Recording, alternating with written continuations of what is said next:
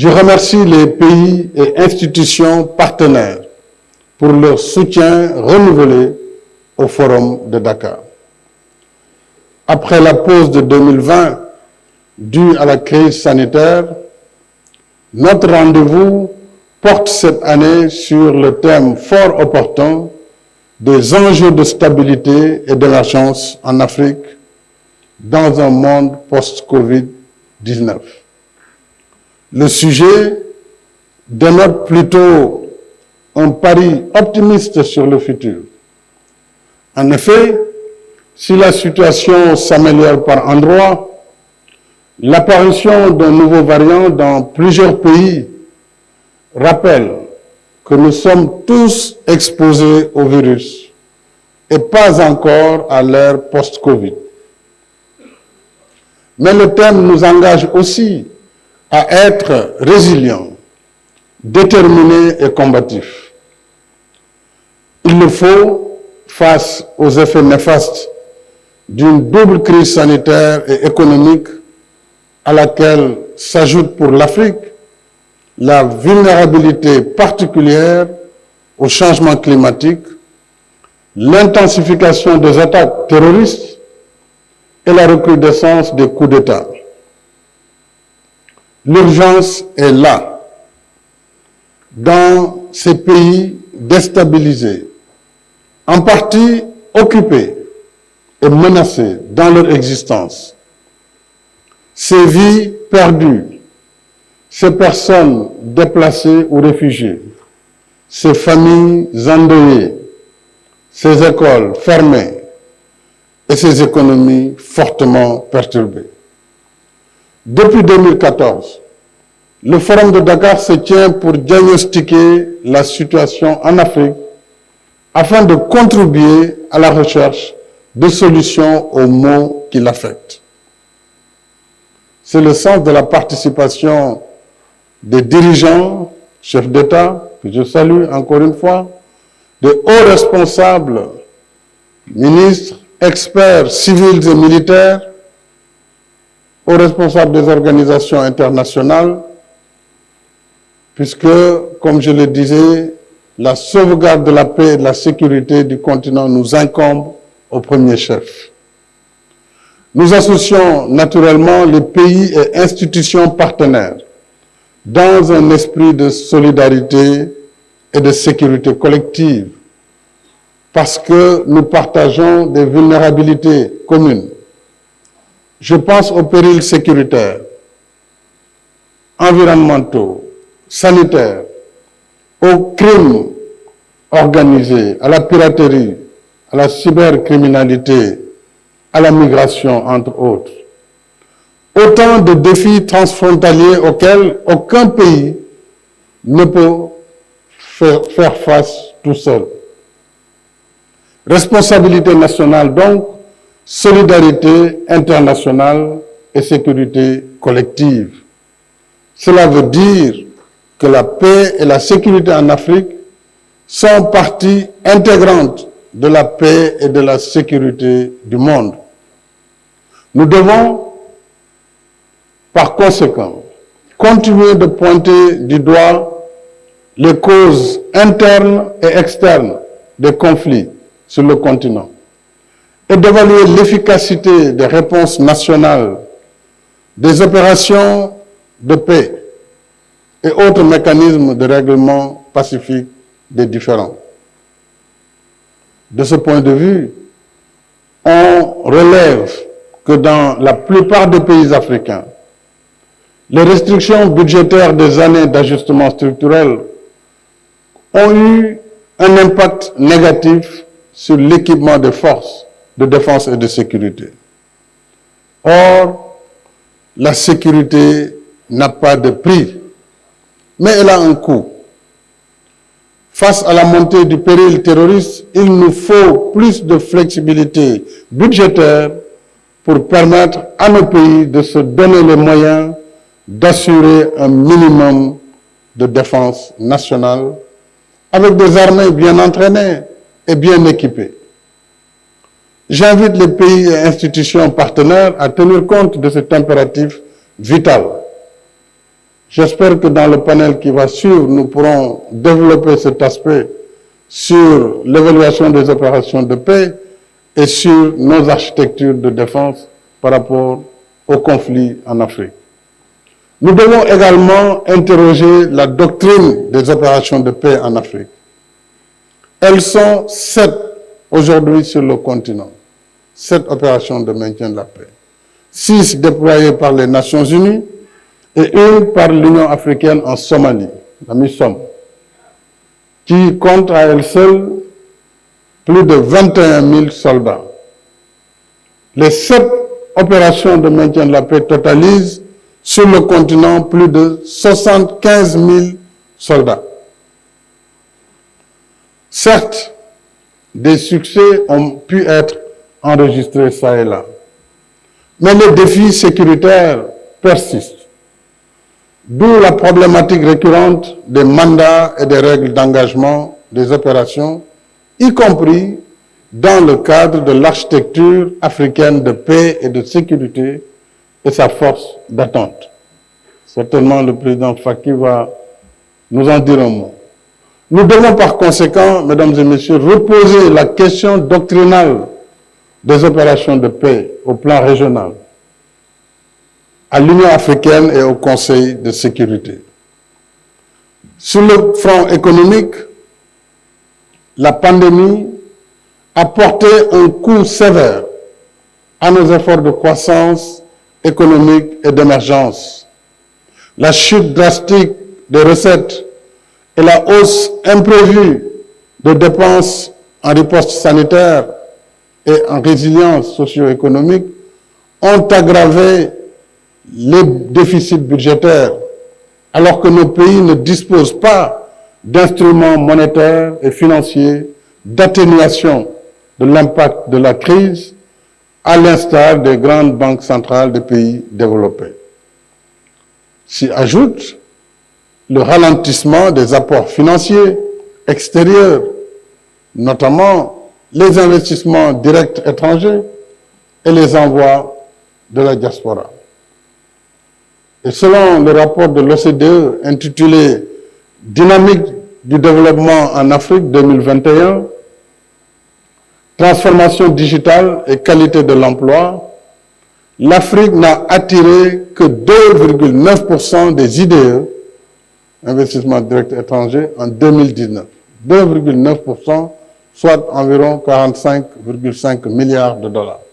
Loin derrière l'Asie, 31% des IDE. L'Amérique latine et les Caraïbes, 10%. Les transferts de la diaspora ont également connu un net recul. Je rappelle que ces transferts, estimés par la Banque mondiale à plus de 85 milliards de dollars en 2019, sont de loin supérieurs aux 29,6 milliards de l'appui public au développement pour l'Afrique. Voilà les chiffres. À titre illustratif de l'impact de la crise, pour la première fois de son histoire, mon pays, le Sénégal, s'est retrouvé à faire du transfert de fonds dans le sens inverse, en soutien à notre diaspora, dans le cadre de notre plan de résilience, pour vous dire combien la crise également a été dure dans les pays d'accueil, pour cette diaspora. Alors, dans ce contexte de crise et d'efforts, de relance post-Covid, quel enjeu et quel défi pour l'émergence du continent? Il faut d'abord rappeler l'ordre des grandeurs. L'Afrique, je le répète souvent, c'est 30 millions de kilomètres carrés et plus de 1,3 milliard d'habitants. Selon la Banque africaine de développement, rien que pour les infrastructures, les besoins du continent se situent entre 130 et 170 milliards de dollars par an. C'est dire que si l'aide peut contribuer à régler une urgence sectorielle, elle ne peut satisfaire les énormes besoins en route, en autoroute, en infrastructure globale, en centrales électriques et autres infrastructures indispensables à l'émergence de notre continent. En plus de nos efforts internes de mobilisation de ressources, il faut repenser la gouvernance économique mondiale pour favoriser les conditions de financement de l'émergence du continent. À mon sens, les réformes doivent porter sur 6 domaines au moins. 1. Il s'agira d'assouplir les règles de l'OCDE pour les prêts, crédits, exports et allonger les maturités pour les financements de projets d'infrastructure du développement. Ce débat, nous l'avons déjà eu à Paris au mois de mai et nous continuerons à l'avoir certainement lors du sommet Union européenne, Union africaine du mois de février de l'année prochaine. Deuxièmement, il faut corriger les règles d'évaluation du risque d'investissement en Afrique, puisque la perception de ce risque reste toujours plus élevée que le risque lui-même, ce qui renchérit les primes d'assurance et réduit la compétitivité de nos économies. 3. Promouvoir davantage le financement mixte, combinant fonds concessionnels et financements commerciaux. 4. Alléger et simplifier les procédures d'instruction des dossiers de financement des projets, bien sûr dans le respect des règles de transparence, parce qu'il n'y a pas incompatibilité entre la diligence et la transparence. 5. Assurer une transition énergétique juste et équitable selon le principe de la responsabilité commune mais différenciée et définir une période de transition pour la question de l'énergie sur nos économies émergentes. 6. Améliorer les règles du système fiscal international pour que l'impôt soit payé là où la richesse est créée, c'est-à-dire dans le pays où une société mène ses activités et tire ses profits. À ce sujet, l'adoption par le G20 de la proposition américaine pour l'instauration d'un impôt minimum de 15% afin de dissuader le recours aux paradis fiscaux va certainement dans le bon sens, tout comme l'émission historique de 650 milliards de dollars de droits de tirage spéciaux au niveau du Fonds monétaire international. Je voudrais saluer ici les pays qui se sont engagés pour réallouer à l'Afrique une partie de leur DTS. Ainsi, l'Afrique a pu disposer de son quota, qui n'était que de 33 milliards de dollars, pour renforcer sa résilience sanitaire, atténuer en partie l'impact de la crise et amorcer la relance économique. C'était le premier objectif du sommet de Paris, je le rappelais, de mai dernier sur le financement des économies africaines. Travaillons maintenant sur le deuxième objectif, qui est celui de la réallocation aux pays africains selon des modalités à convenir de 67 milliards de dollars mobilisables sur les DTS des pays riches qui consentent, bien entendu, pour atteindre le seuil des 100 milliards de dollars convenus. C'est ce qui nous rapprochera de 252 milliards de dollars. Désolé pour tous ces milliards, mais c'est important de fixer les chiffres. 252 milliards, c'est ce qu'il nous faut pour contenir le choc de la COVID-19 d'ici 2025. Ça, c'est le Fonds monétaire qui le dit. D'autre part, l'accès de tous au vaccin et sa production en Afrique reste pour nous une priorité majeure. Je salue les efforts déployés au plan bilatéral et dans le cadre de l'initiative COVAX et je tiens à remercier tous les pays donateurs dans l'initiative COVAX. Mais beaucoup reste à faire pour atteindre nos objectifs de vaccination. Le président Matamela Cyril Ramaphosa, qui coordonne avec engagement la riposte anti-Covid à l'échelle africaine, nous en dira certainement un peu plus. Thank you, Cyril. We are certainly eager to hear your update on the critical issue of vaccine.